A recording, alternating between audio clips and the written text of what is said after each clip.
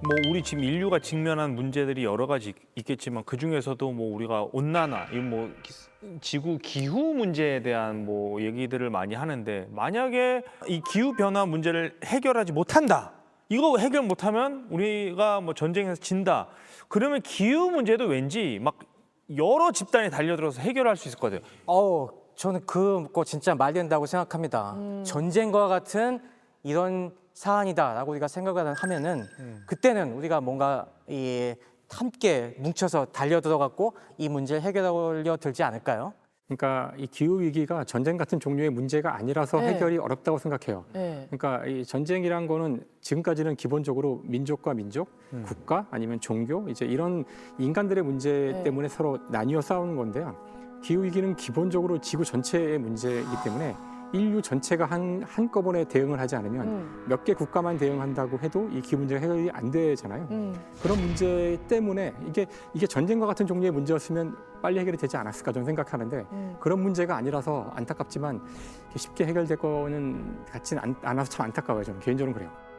그러니까 지금 필요한 거는 우주 전쟁이에요. 네. 그러니까 외계인이 쳐들어와야지만 맞아요. 비로소 우리가 기후 문제를 해결해서 한꺼번에 외계인과 싸울 수 있는 뭐 사실 전 그래서 가끔 SF 소설이 갖는 특히 이제 외계인 침공 소설이 갖는 중요성을 이야기할 때가 있거든요. 아마도 100년 후에 우리 인류가 볼 때는 2020년대의 인류가 그래도 이 우주 전체에 대한 문제를 고민했었구나. 그래서 지금의 그런 외계인 침공 SF를 아주 중요한 문학적 작품으로 평가할 날이 오지 않을까? 저는 그런 상상도 해봐요.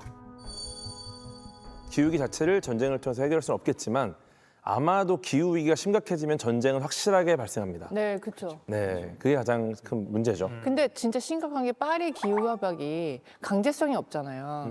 그렇다 보니까 이게 강제성이 예를 들어 있어서 전 세계가 똘똘 뭉쳐도 100년 뒤에 문명이 붕괴될 확률이 되게 높대요. 똘똘 뭉쳐도. 근데 지금 그럴 확률이 거의 없어서 굉장히 어둡게 전망하는 맞아요. 전문가분들이 많더라고요. 그러니까 덜 절박한 거예요, 우리가 지금? 그 인지를 잘 못하고 있는 거예요? 얼마나 심각한지? 아니 왜냐면 그게 심각한 걸 이해 못해서가 아니라 그 자기의 이기 때문인 거예요. 후진국들은 예를 들어 너네가 지금 선진국들 개발한다고 다 망가뜨려 놓고 이제 우리가 개발하려는데 왜 못하게 해? 이렇게 나오는 거고 나 혼자 내가 지금 에어컨 자동차 이용 안 한다고 해서 될 문제가 아니라 옆집이 다 이용하고 있잖아요. 그렇죠. 그러니까 내가 혼자 이거를 참는다고 해결될 문제가 아니라는 생각에 그냥 거의 이제 포기 상태래요. 우리부터 바꿔야 되는데 쉽지 않잖아요. 쉽지 않죠. 그러니까 우리가 말은 이렇게 하지만 그게 당장 이 전기 미안하진 일이지만 이렇게 많은 전기를 쓰고 있잖아요. 지금도. 바꿔!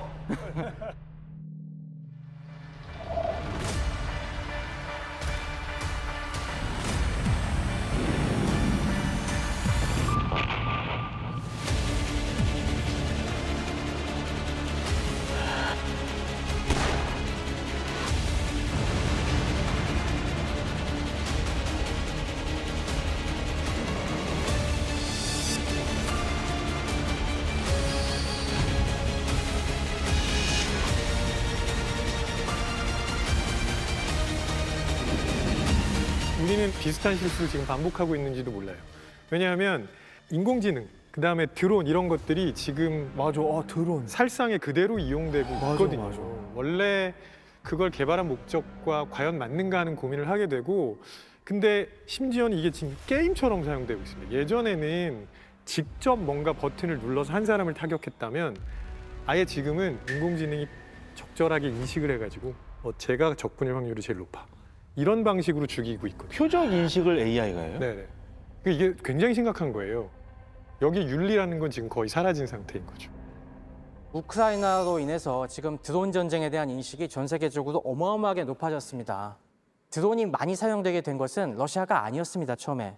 어디요? 우크라이나가 먼저 드론을 적극적으로 사용했습니다. 먼저. 러시아군이 상상하지도 못했던 방법으로 공격하니까 러시아군이 당황하고 막 후퇴하고 이렇게 돼서 지금까지 이어온 거 아니겠어요? 그러니까 우크라이나 입장에서는 이것이 국가를 지켜주는 정말 구세주 같은 무기인 겁니다.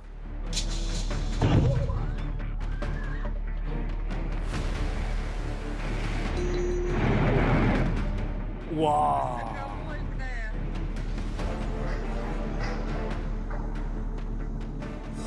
옆에 아파트 쪽에서. 어떡해.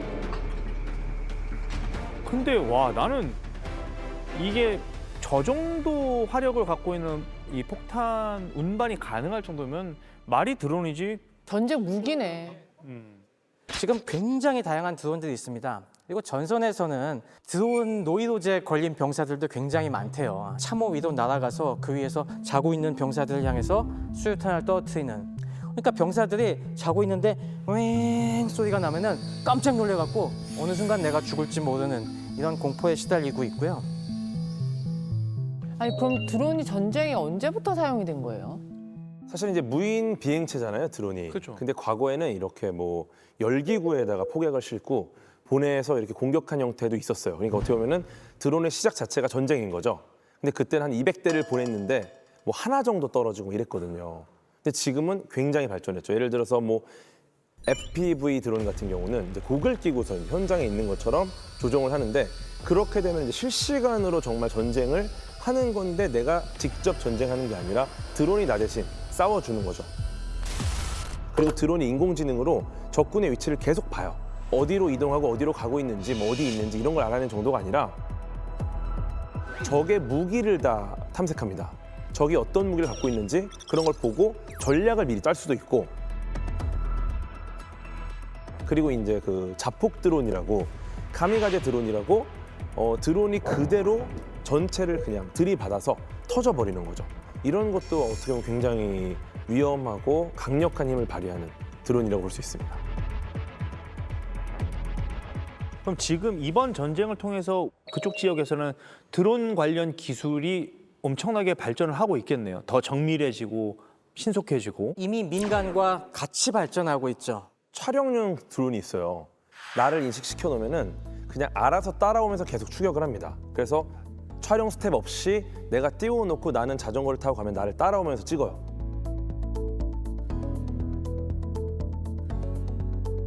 굉장히 멋진 장면인데 그거는 무슨 원리로 나의 나를 뭐 인식해요? 안면 인식, 뭐 행동 인식 다 인식을 하는 거죠. 처음 잡은 피사체를.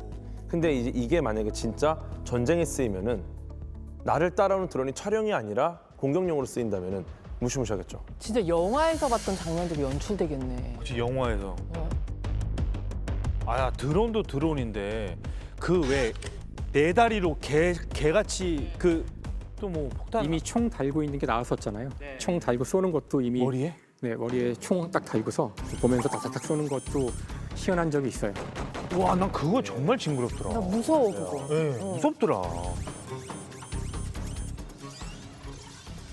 그 일반적인 도로가 아니라 산악 지역이나 네. 걷기 힘든 곳은 이제 큰 무게의 짐을 갖다 옮길 때 사용되는 목표로 이제 근데 더욱더 마음이 아픈 거는 사실 이런 것들은 다 군사 기술이잖아요.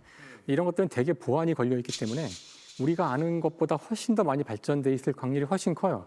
그러니까 우리가 알 정도면 사실은 이미 많이 공개가 되고 이미 쓰이고 있다는 뜻이고 우리가 모르는 영역에서 훨씬 더 깊은 정도의 수준의 그 사람을 살상하는 무기들이 사용될지도 모르는 걱정을 해야 돼요, 사실은.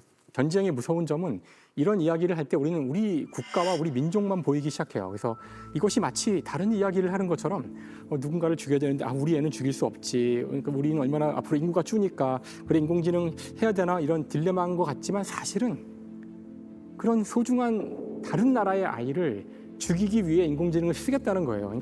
상대방도 우리의 소중한 하나밖에 없는 아이를 전쟁터로 보낼 수 없을 거고 우리 모두가 안 죽으려고 만들었지만 그 기계로 말미암아 서로가 서로를 대량 학살하는 끔찍한 미래를 가져올 수 있기 때문에 사실 이런 이야기는 정말 우리가 그냥 듣고 이건 안타깝다로 끝쳐서는 안 되고 어떻게 하든 뭐 유엔이든 전 국가적인 이런 차원의 합의를 이루어서라도 인공지능의 무기 사용은 금지시켜야 돼요. 이건 정말 사실 그걸 하고 있었어요. 자동 살상 무기, 킬러 로봇을 금지하자는 협약을 만들려고 엄청 애를 쓰고 있었고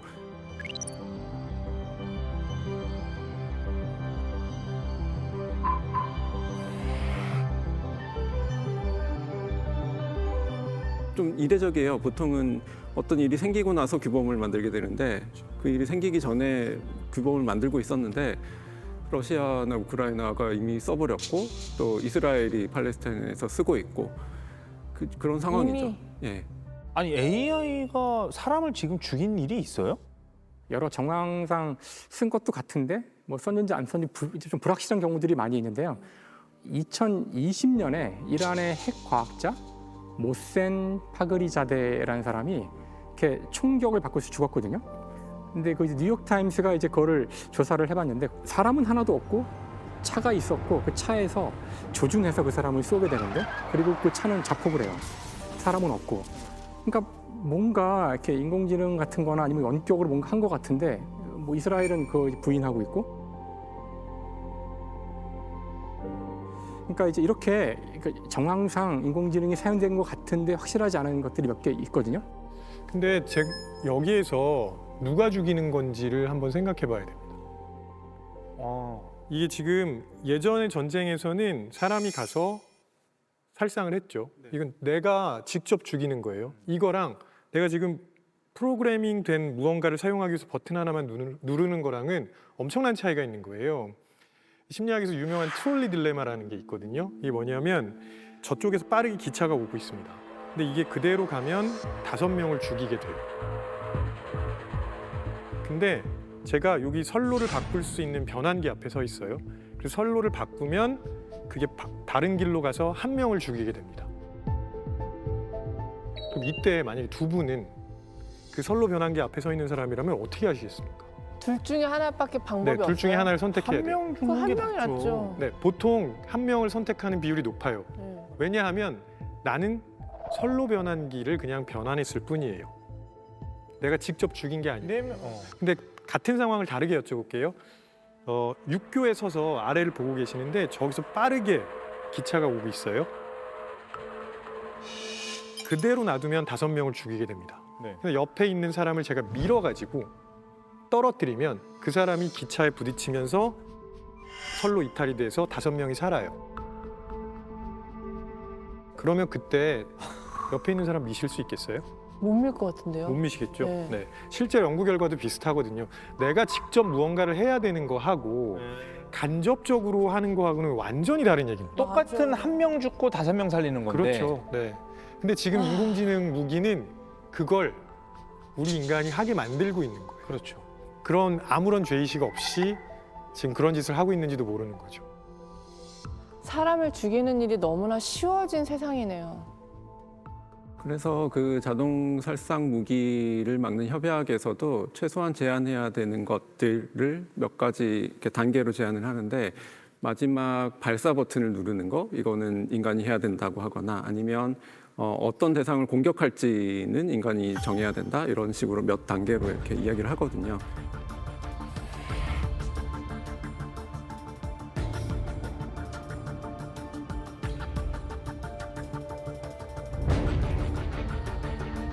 방금 하신 이야기랑 같은 거죠. 내가 누구를 공격할지를 결정하는 부담을 인간이 져야 된다. 그걸 다른 존재한테 맡기면 안 된다. 저 나중에는 진짜 외계인이 지구에 왔는데 인간을 없고 로봇이랑 기계 덩어리만 있는 거야. 그럴 수도 있죠. 그럴 수 있죠. 충분히. 네, 진짜 전쟁에서는 기술이 너무 좀 발전을 해도 문제네요. 그러네요. 이게 누군가를 또 죽이고 파괴하고 이런 문제가 돼버리니까 일반적인 냉장고나 세탁기가 발전하는 거랑은 완전 다른 차원의 문제인 것 같아요.